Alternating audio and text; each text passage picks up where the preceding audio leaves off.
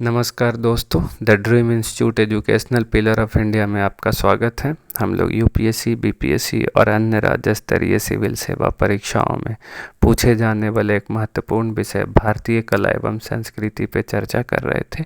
ये इस सीरीज का 8वां वीडियो है। इससे पहले वाले वीडियो में हम लोगों ने कला का परिचय और भारतीय कला का वर्गीकरण देखा था। भारतीय कला को मुख्य रूप से 3 भागों में बांटा जाता है: प्राचीन काल की कला, मध्यकाल की कला और आधुनिक काल की कला। हम लोग प्राचीन काल की कला को पढ़ रहे थे, जिसमें हड़प्पा सभ्यता की कला को हम लोग पढ़ना शुरू किए थे, जिसमें हम लोग हड़प्पा सभ्यता के स्थलों के बारे में और वहाँ से प्राप्त साक्ष्यों पे चर्चा कर रहे थे। इस वीडियो में हम लोग हड़प्पा सभ्यता की वास्तुकला पर विस्तृत चर्चा करेंगे। सबसे पहले नगर नियोजन। हड़प्पा सभ्यता में नगर नियोजन व्यवस्था कैसी थी? तो आयताकार ग्रिड पैटर्न पे ये बने हुए थे। आयताकार छोटे छोटे बक्से बने थे आयताकार ग्रिड पैटर्न पे। समकोण सड़कें थी। यहाँ सड़कें कैसी थी? समकोण थी। उत्तर से दक्षिण दिशा में चलने वाली सड़क और पूर्व से पश्चिम दिशा में चलने वाली सड़क एक दूसरे को समकोण पे काटती थी। 3 प्रकार के भवन हमें यहाँ से प्राप्त हुए हैं। निवास गृह, जहाँ लोगों की रहने की व्यवस्था थी। सार्वजनिक भवन, जहाँ लोग सामूहिक रूप से इसका इस्तेमाल करते थे। सार्वजनिक स्नानागार, जहाँ अनुष्ठान के बाद लोग सामूहिक रूप से स्नान करते थे। भवन निर्माण सामग्री जो थी, मिट्टी की पक्की ईंटें थी। कच्ची ईंटों का प्रयोग नहीं किया जाता था, मिट्टी की पक्की ईंटों का प्रयोग किया जाता था और जिप्सम के गारे का इस्तेमाल किया जाता था। जिप्सम जो है वो पानी को रिसने नहीं देता है, इसलिए इसका इस्तेमाल किया जाता था।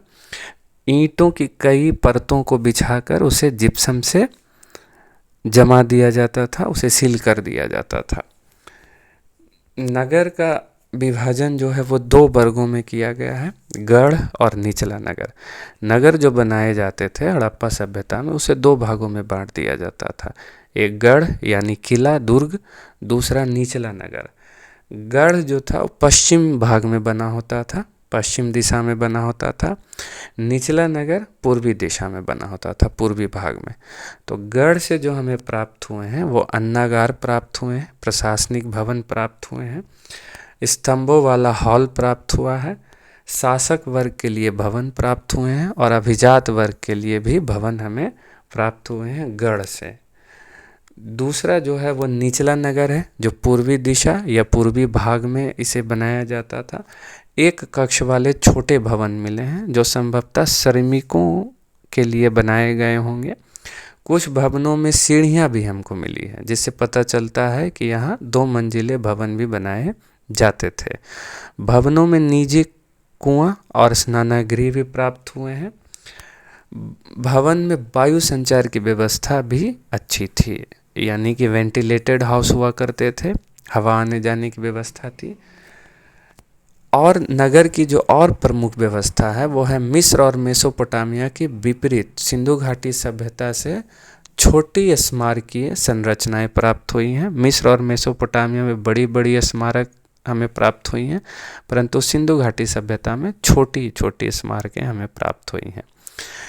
नगर में उन्नत जल निकासी व्यवस्था थी, जो सिंधु घाटी की सबसे बेहतरीन व्यवस्था है। उन्नत जल निकासी व्यवस्था कैसी थी? तो छोटी छोटी नालियाँ घरों से निकलकर मुख्य सड़क के साथ चलने वाली नालियों से जुड़ जाती थी। ये अभी भी हमें देखने को मिलता है कि घर से नालियाँ निकलकर बड़े वाले नाले में जुड़ जाती हैं। नालियों को नियमित साफ सफाई और रख रखाव के लिए ढक्कन से ढका जाता था। ये ढक्कन हटाकर उसमें से जो गाद जमा होता था, जो कचरा जमा होता था, उसको निकाल लिया जाता था। नालियों में नियमित दूरियों पर मलकुंड बनाए गए थे। वो एक गड्ढे जैसा रहता है, सेफ्टी उसको कह सकते हैं, सेफ्टी टैंक। जब नालियों के साथ गार्बेज कचरा बहता है तो भारी कचरा नीचे उस गड्ढे में बैठ जाता था और पानी सुचारू रूप से आगे की ओर बढ़ती जाती थी और फिर उस गड्ढे में से, उस मलकुंड में से उस कचरे को बाहर निकाल लिया जाता था। नगरों को साफ रखा जाता था। ये हड़प्पा सभ्यता में बहुत बेहतरीन बात थी, सिंधु घाटी की सभ्यता में, कि नगरों को साफ रखा जाता था। नगर में कई स्थानों पर कुआं की उपस्थिति भी देखी गई। इसका मतलब है कि उसे सार्वजनिक रूप के लिए बनाया गया होगा, राहगीरों के लिए, या जो सामूहिक रूप से कोई लोग उसका इस्तेमाल कर सके। नोट में हम लोग देख लेते हैं, मेसोपोटामिया के लोग सिंधु घाटी सभ्यता को मेलुहा कहते थे। ये इम्पॉर्टेंट है, ये महत्वपूर्ण है। मेसोपोटामिया के लोग सिंधु घाटी सभ्यता को मेलुहा कहते थे, और मेसोपोटामिया से सिंधु घाटी सभ्यता की कई मोहरें भी प्राप्त हुई हैं, जिससे ये पता चलता है कि दोनों के बीच में व्यापारी गतिविधियां थी, वे लोग एक दूसरे से व्यापार करते थे। इस वीडियो में इतना ही। ये सिंधु घाटी सभ्यता, हड़प्पा सभ्यता जो आप कहें कि वास्तुकला की विस्तृत जानकारी थी, ये यूपीएससी, बीपीएससी, पीटी और मेंस दोनों के लिए उपयुक्त है, दोनों के लिए बेहतरीन है। आप इसका इस्तेमाल कर सकते हैं। उम्मीद करता हूँ कि इससे आपको मदद मिलेगी। इस वीडियो में इतना ही। अगला वीडियो जल्द ही अपलोड करूँगा, जिसमें हड़प्पाई सभ्यता की मूर्तियों के बारे में हम लोग पढ़ेंगे। तब तक स्वस्थ रहें, ख्याल रखें। धन्यवाद।